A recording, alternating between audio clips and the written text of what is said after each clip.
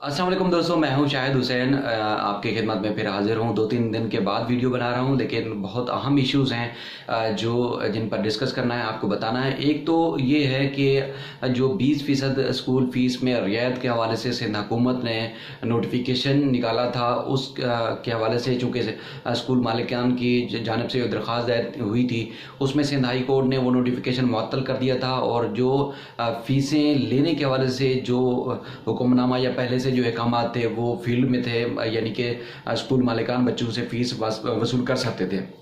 लेकिन सिंध हुकूमत की जानिब से एक मुतफ़रिक दरख्वास्त दायर की गई। उस मुतफ़रिक दरख्वास्त में सलमान तालिबुद्दीन जो एडवोकेट जनरल सिंध साहब जो हैं वो आज अदालत में पेश हुए। उन्होंने मनसूब सदीकी डायरेक्टर स्कूल एजुकेशन की तरफ से एक दरख्वास्त दायर की, जिसमें उन्होंने मौक़िफ़ इख्तियार किया कि स्कूल मालिकान की तरफ से अदालत में गुमराहकुन जो है वो चीज़ें रखी गई और तमाम तर जो इंतज़ामात थे, जो इक़दाम थे, वो लेने से पहले ही बता दिए गए थे स्कूल मालिकान को। और वो मिनट्स भी पेश किए गए अदालत में, जिसमें स्कूल फीस में 20% रियायत का फ़ैसला किया गया था और उस फैसले के दौरान स्कूल मालिकान भी शामिल थे।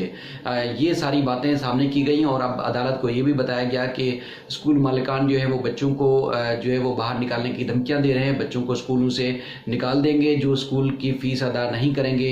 इसलिए स्कूल इंतज़ामिया को पाबंद किया जाए, जब तक केस का फ़ैसला नहीं हो जाता तब तक स्कूल मालिकान जो है बच्चों को बेदखल ना करें। तो अदालत ने आज इब्तदाई दलाइल सुनने के बाद सलमान तालिबुद्दीन के जो है वो स्कूल इंतज़ामिया को पाबंद कर दिया है कि किसी भी बच्चे को जो लॉकडाउन और कोरोना वायरस के दौरान जो है वो फ़ीस अदा नहीं कर सकता, उसको स्कूल से ना निकाला जाए। ये सिंध हाई कोर्ट के जस्टिस नदीम अख्तर की सरबराही में 2 रुकनी बेंच ने फैसला जारी किया है। अब चूँकि 14 मई को इस केस की बाकायदा समाअत होगी, जिसमें स्कूल मालिकान और सिंध हुकूमत का मौक़िफ़ भी मज़ीद सामने आएगा। लेकिन अब अदालत ने पाबंद कर दिया है कि कोई बच्चा वो बेदखल नहीं होगा स्कूल से जो फ़ीस अदा नहीं कर सकता। लेकिन ये वाज़ेह है कि ये सिंध हाई कोर्ट का हुक्मनामा उन स्कूलों पर लागू होगा जो जिन्होंने सिंध हाई कोर्ट से सिंध हुकूमत के नोटिफिकेशन के ख़िलाफ़ दरख्वास्त दायर की थी या रजू किया था। ये एक अहम इशू था। दूसरा, आज एक और दरख्वास्त दायर की गई थी, हमारे एक कुलीग हैं, अच्छे दोस्त हैं, इमरान शहजाद साहब, उनकी तरफ से कि जो कोरोना के मरीज़ हैं, जो घरों में और जिनको करतीना किया गया है और जिनका घरों में इलाज हो रहा है, और उसके बाद क्या उन इलाज के बाद लोग सेहत याब हो रहे हैं, क्योंकि सिंध हुकूमत की जानिब से रोज़ प्रेस रिलीज सामने आती है जिसमें कहा जाता है कि करतीना के जो मरीज़ है या कोरोना के जो मरीज़ हैं जिनको करतीना किया गया था वो सेहत याब हो रहे हैं। तो उनको क्या दवा दी जा रही है जिससे वो सेहत याब हो रहे हैं। दूसरा, जो मरीज़ों की तादाद तो सामने आती है जो घरों में करतीना हुए हैं, तो उनके नाम और पते भी अदालत तलब करे ताकि पता लगाया जा सके कि किस तरह कितनी तादाद है मरीज़ों की और उसके बाद जो है वो किस दवा से सेहतयाब हो रहे हैं, ताकि उसका भी पता लगाया जा सके। तो उसके बाद फिर उनकी जब समाअत हुई तो अदालत के सामने उन्होंने एक और भी मौक़िफ़ रखा, जिसमें उन्होंने बताया कि वफाक और सूबे के दरमियान जो मरीज़ों की तादाद है कोरोना वायरस के, उसमें कुछ तनाज़ा सामने आ रहा है, तज़ाद सामने आ रहा है, जिसमें ईदी के फिगर्स कुछ और हैं और सूबे के और हैं, और वफाक के सामने जो फिगर्स जा रहे हैं मरीज़ों की और हलाकतों के वो कुछ और जा रहे हैं। तो इसलिए उसकी तफसीलात भी जो है वो मांगी जाए ताकि इस चीज़ का भी फ़र्क जो है वो सामने आ सके कि क्या सूरत हाल है कोरोना के मरीज़ों की सिंध में। तो अदालत ने उनकी जो ये वाली इस्तदा है उसको मंजूर नहीं किया। अदालत ने कि जब हुकूमत या कोई भी मरीज़ है उसका ज़ाहिर है वो सामने उनका नाम, पता या एड्रेस, ये सारी चीज़ें सामने नहीं लाई जा सकती, तो ज़ाहिर है उन मरीज़ों को भी एतराज़ होगा और हुकूमत भी नहीं लेना चाहती और ख़बरों में भी पहले ये चीज़ें सामने नहीं आ रही, तो हम उनको दरख्वास्त को कैसे मंजूर कर सकते हैं। दूसरा, अदालत ने यह सवाल उठाया कि क्या कोरोना का वायरस का जो इलाज है क्या वो दस्तयाब हो चुका है, क्या वो मार्केट में आ गया है। तो उस बारे में भी उनके पास शायद कोई जवाब नहीं था इमरान शहजाद साहब के पास। तो अब जस्टिस मोहम्मद अली मज़हर ने उनको इमरान शहजाद को ये पाबंद किया है कि आप अपनी जो तरमीम थी उसमें आप जो इस्तदा थी, जो प्रेयर्स थी उसमें आप तरमीम करें और उसके बाद जो है वो सामने लाएं और मज़ीद दरख्वास्त इसको मज़ीद तरीके से नए सिरे से आप दरख्वास्त को दायर करेंगे। क्योंकि ये बात सिंध हाई कोर्ट में पहले भी आ चुकी है कि मुख्तलिफ प्राइवेट अस्पताल या सरकारी अस्पताल अगर किसी और मर्ज़ में कोई दवाई लेने के लिए जाता है अस्पताल, तो उनको कहा जाता है कि पहले कोरोना का इलाज करवाएं उसके बाद ही कोरोना का टेस्ट करवाएं, उसके बाद ही दूसरी बीमारी का जो है वो इलाज होगा। तो इमरान शहजाद ने भी ये बात अदालत में की, तो अदालत ने कहा कि जो अवामी मफाद की चीज़ आप सामने रखना चाहते हैं उसमें आप अपनी इस्तदाम में तरमीम करें और सामने लाएं दरख्वास्त, चूँकि 1-2 दिन में या 13 तारीख को शायद उसकी दरख्वास्त की समाअत होगी, जो पहले से ज़ेर समाअत है। तो इमरान शहजाद भी अब ये नए सिरे से दरख्वास्त को अदालत में सामने रखेंगे।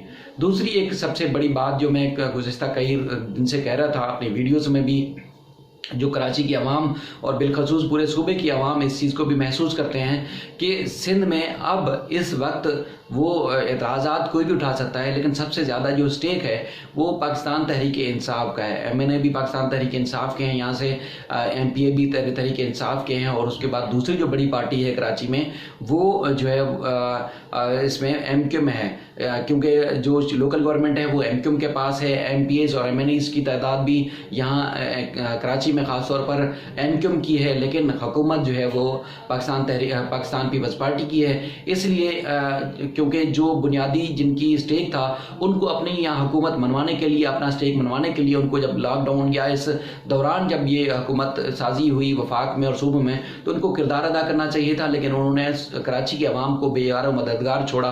तो उसके बाद क्योंकि सूबाई दारुल हुकूमत भी है कराची, तो पीपल्स पार्टी जो है वो हावी हो गई, और उसके बाद वो कराची की आवाम की किस्मत के फैसले भी करने लगी। ना तो सफाई सुथराई के मामलात यहाँ बेहतर हैं, ना तो पानी के सूरत हाल बेहतर है। आज मैं भी और मेरा मोहल्ला भी और इलाके के लोग भी पूरा आधे से ज़्यादा कराची पानी खरीद कर इस्तेमाल करता है, और कई रोज़ उनके घरों में पानी नहीं होता। इस तरह और भी बेशुमार मसाइल हैं जो सूबाई हुकूमत को करने चाहिए थे, लेकिन वो नहीं करते चूँकि उनका यहाँ स्टेक नहीं है। यहाँ पहले भी अदालतों में भी बात आ चुकी है कि जहाँ जिसका वोट बैंक है सिंध में, वहाँ पर ही काम करते हैं। तरक्याती मनसूबे हों या सफाई सुथराई का निज़ाम हो या उनको पानी की सहूलियात या दीगर सहूलियात देने की बात हो, तो पीपल्स पार्टी भी शुरू दिन से वही करती रही है, क्योंकि उनको वोट तो यहाँ से मिला नहीं कराची से, इसलिए वो तरक्याती काम भी नहीं करवाते, हुकूमत करते हैं। और चाहे लॉकडाउन था या राशन की तकसीम के हवाले से जो चीज़ें थी वो नहीं की, इसलिए उनको करनी चाहिए थी। लेकिन जो मैं बात करता था, आज शाह महमूद कुरैशी साहब ने वो बात सेनेट के खिताब में की। अब वो तस्लीम कर चुके हैं कि क्योंकि उनका स्टेक है कराची में, सबसे बड़ी जमात पाकिस्तान तहरीक इंसाफ है, इसलिए वो जो है वो आ रही है और यहाँ आवाम की खिदमत करे। शायद उम्मीद भी यही है। MQ को चूँकि रोल प्ले करना चाहिए था इस लॉकडाउन के दौरान, लेकिन वो भी रोल प्ले नहीं कर सकी, इसलिए गैप मिला। पाकिस्तान तहरीक इंसाफ को गैप नहीं मिला, उनको आना चाहिए था, गैप मिला पीपल्स पार्टी को, इसलिए उन्होंने यहाँ पर फैसले किए। लेकिन अब जो देखने में आ रहा है कि पाकिस्तान तहरीक इंसाफ को रियलाइज हो गया है इस बात से कि उनका वोट बैंक है, उनकी आवाम हमदर्द है, यहाँ उनको वोट देती है, तो वो आके पाकिस्तान की या और ख़ासतौर पर कराची की आवाम की खिदमत के लिए सामने आए। और आपने देखा होगा कि अगर कोई भी बात करें, किसी भी तरह बात करें, शाह महमूद आपने बिलावल भुट्टो का भी आपने रवैया देखा, ख़ासतौर पर अब उसके बाद आपने सईद गनी साहब का भी रवैया देखा। अगर कोई भी मीडिया सवाल करता है तो फिर ये सिंध कार्ड जो खेलना शुरू कर देते हैं। तो चूँकि सिंध के मासूम अवाम हैं, फिर वो इनकी बातों में आ जाते हैं, और उसके बाद फिर वो ज़ाहिर है बहुत नेगेटिव बात जाती है सूबाइयत की, और फिर नेगेटिव बात सामने आती है। जो पीपल्स पार्टी जो अपना मौके पर रखना चाहती है उसको तकवीयत मिलती है, और जो MQ या दीगर जमातें जो हैं या तहरीक इंसाफ उसके मौके को तकवीयत नहीं मिलती।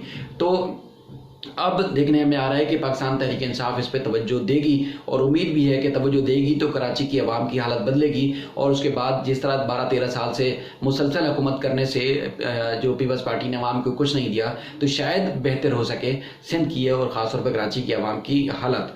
तो ये 2-4 चीज़ें थी जो मैं बार बार अब भी आपसे कहता हूँ कि जो तहरीक इंसाफ के जो नुमाइंदगान हैं उनको फील्ड में रहना पड़ेगा।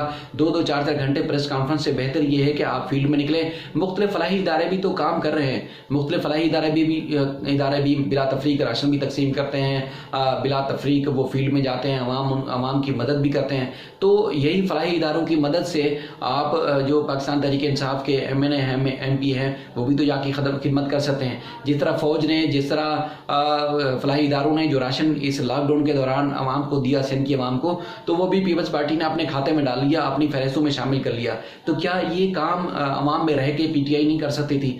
पीटीआई को करना चाहिए था। कराची के अवाम बेशुमार मसाइल का शिकार हैं, क्योंकि एमक्यूएम को मुसलसल उन्होंने वोट दिए, एमक्यूएम ने उनकी उम्मीदों पर पानी फेरा।